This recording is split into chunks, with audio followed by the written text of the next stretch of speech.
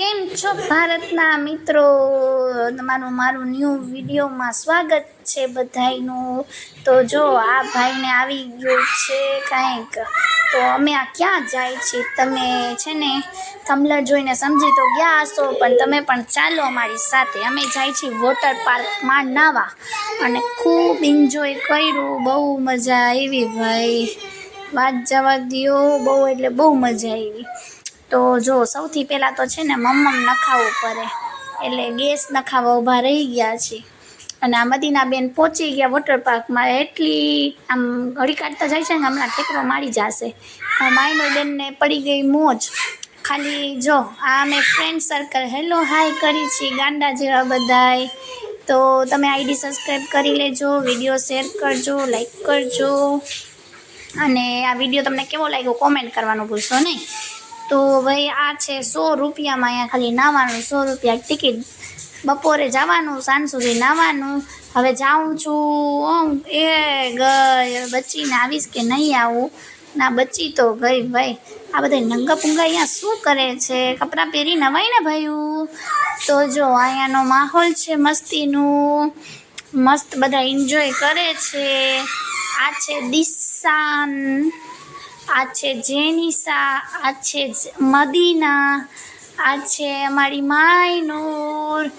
તો ભાઈ છોકરાઓએ full enjoy કર્યું। મદીના બેન તો જો પાણીમાંથી નીકળતા નહોતા, એવા એન્જોય કરતા હતા, તો એટલે બહુ મજા આવી ગઈ ભાઈ, વાત જવા દો। છોકરાઓ રાજી તો આપણે રાજી। તમે લોકો ગરમીમાં વોટર પાર્કમાં ગયા છો નથી ગયા કોમેન્ટ કરજો, અને અમે તો એટલો એન્જોય કર્યું, વાત જવા દો। મદીનાબેન તો જો મછલીની જેમ તરે છે। આ ઓલા 2 વર્ષથી જતા હતા મદીનાબેન અમારા નાનકડા હતા, આ વર્ષે મદીનાબેન અમારા મોટા થઈ ગયા, એટલે બે બેનું ખૂબ એન્જોય કરે છે। મદીનાની સેફટીની ફૂલ ધ્યાન રાખે છે, જો પકડીને હાલે છે। વાહ મછલી જલકી રાની હે, જીવન ઉસકા પાनी है, બહાર નિકાલો નકા दोनों બેનું ડૂબ जाएगी। તો એટલે ભાઈ મજા આવી ગઈ, વાત જવા દો। તમારે શું છે ઉનાળાનો ગરમીનો માહોલ, કોણ વોટર પાર્કમાં નાવા ગયું છે, બાકી 100 રૂપિયામાં કોણ નાવા જાય છે કોમેન્ટમાં કહેજો મને। આ મધુબેન માટે તમારું શું કહેવાનું થાય છે મારા ભારતના મિત્રો? આમ તો જો બીબે છે, નાવું એ છે અને બધું ભેગું કરવું છે। તો એવી રીતે કાંઈક અમારો દિવસ ગયો, અચાનક નક્કી થયું ફ્રેન્ડ સર્કલમાં મસ્ત અમે એન્જોય કરી લઈ, મોજ શોખ પૂરા કરી લઈ। જિંદગી આજ છે કાલે નથી, કોને ખબર જીવતા હસી નહીં હોય। તો